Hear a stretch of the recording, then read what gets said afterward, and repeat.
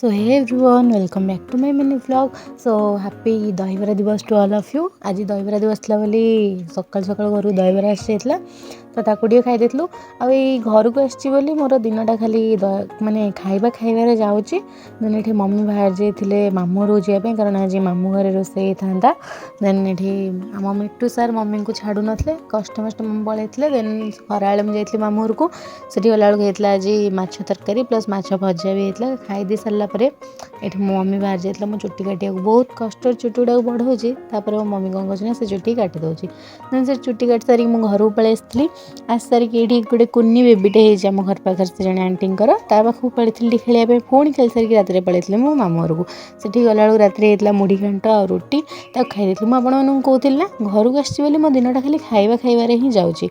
सो तापर ये खाईदी सारिक आम घर को पलि आसलु। देन लास्टली गोटे चॉकलेट मौसी देते तो से चॉकलेटा खाई दिन टी शेष करी।